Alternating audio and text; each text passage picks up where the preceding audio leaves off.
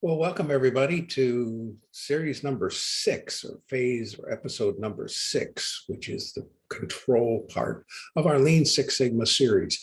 This is one of those areas that we really need to concentrate on as we complete our project. And the reason we do that and need to do that is because many times we're guilty of, oh, we've got this solution taken care of, and I'm so busy with so many other things that we forget about the idea of what we need to do to actually control or make sure that the implementation works. So what are our goals of a control phase? Well, we want to develop a control plan so that we know how frequently we're going to review this. We're going to validate our solution. Hopefully we have a statistical database and a statistical way of maintaining process control. We've gone back to our improved stage with our implementation strategy and come up with an implementation plan. We may want to generate a cost-benefit analysis. So what we really want to look at there is how much did it cost us to do this project itself, meaning how many man hours did we put in, how many supplies did we use, many lunches did we buy, whatever it happened to be in terms of what our cost is, and then what the expected benefit is, and then have a way of measuring that benefit over time. That's the controlling and reviewing activity. And then having a formal project closure, completing it, thanking your team, and then celebrating the success and recognizing the team with something, a gift certificate, a thank you, a nice luncheon, a nice dinner with the family, whatever it happens to be as to where we want to go. So the steps that are necessary in the control phase are, to have the documentation, to have the training program in place, so that you're making sure that you're moving forward with that.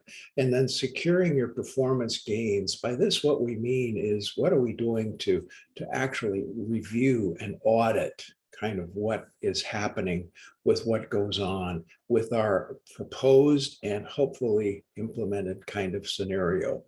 So we finalize the project, and then of course we're monitoring the implementation strategy.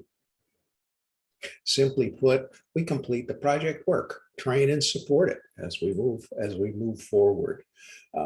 Hopefully, again, we have this documented in terms of a good, solid transition as we go forward.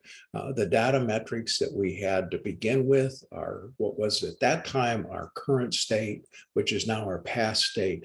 What was that? But what was that benchmark in terms of where we were, and how does that look now? And how are we going to monitor those metrics to help us continue to move forward as we see how it fits? And then completing your project documentation and lessons learned about what we did. So the deliverables become that process monitoring, a control plan. Again, a very huge emphasis on training and making sure that the staff knows the new, better way of doing things that we have in place. I think one of the other things that is really critical is that we document our lessons learned. What did you learn from doing this project itself? Not the outcome, but the process that you went through, so that you've got a data component where you've got information that's available to you as you move forward in doing continuous process improvement, not only then on this particular project, but looking at others as to where we want to go. And again, I can't emphasize enough that we have to think about recognizing our team and the contributions that we have. So in terms of looking at them, what do we see for the future? It really is, what are we going to do? What are the lessons learned and that sort of thing?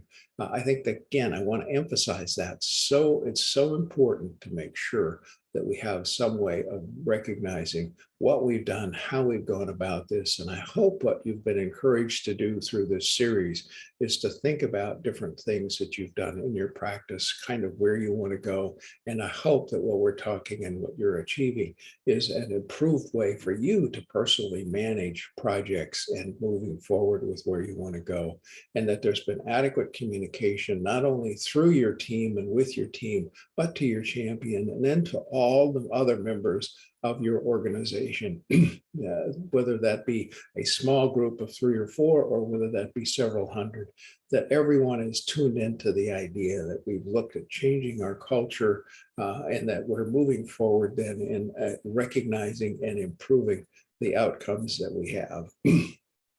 So what we hope we've accomplished through the DMAIC model is define, measure, analyze, improve, and control. And that what we've been able to do is structure each approach, each step in our deployment platform that's helped us lead to our ideal solution.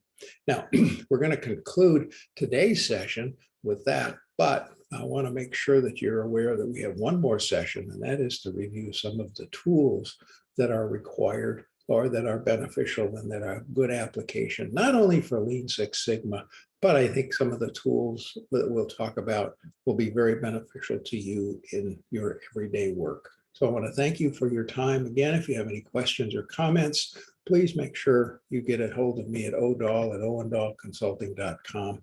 Be very happy at any time to answer any questions that you may have about Lean Six Sigma and how it applies to your medical practice.